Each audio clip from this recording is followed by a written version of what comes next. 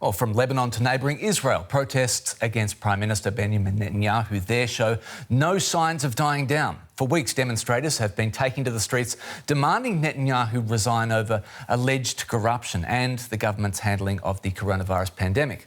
Well, DW's Tania Krämer joined protesters in Jerusalem who say the long-term Prime Minister must go. Enough is enough, says Halili Silverman. She came from Tel Aviv to Jerusalem several times to take part in anti-government protests. She's fed up with the government and Israel's long-term Prime Minister Benjamin Netanyahu. I personally don't like Bibi, so I would like him out. But more importantly, I just want a stable government for all of us. The world is going nuts right now. How are the people that are supposed to work for us, to represent us, they're not taking care of us, so we can't sit back. The country is in the midst of the coronavirus pandemic, but that has not stopped a few hundred demonstrators gathering outside the Prime Minister's residence. Protests have been going on for weeks, calling on the Premier to resign over his indictment on corruption charges. There's also anger at the government's response to the coronavirus pandemic, rising unemployment and eroding democracy.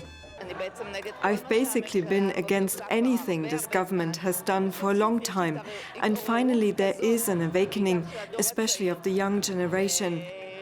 I support them. I'm worried for my children's future. I feel like many young people in Israel and around the world feel like the whole democratic system and our politicians and government, really, it's not an ideological matter, it's a leadership matter. They really don't care about us.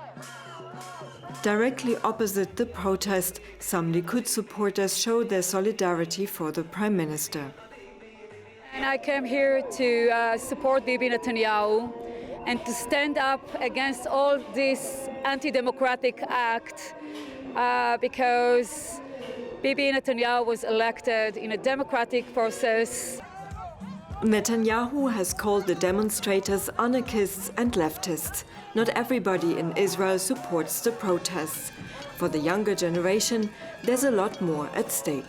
We're angry about everything. We're angry about having an insignificant government that can't even pass a budget bill on time. We're facing a fourth election because they don't know how to run the government.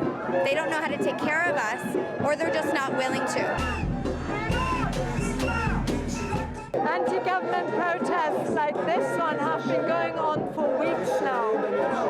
People are on the streets several times a week, not just here in Jerusalem, close to the Prime Minister's residence, but also throughout the country. And there's no end in sight. This weekend, another big protest in Jerusalem is expected.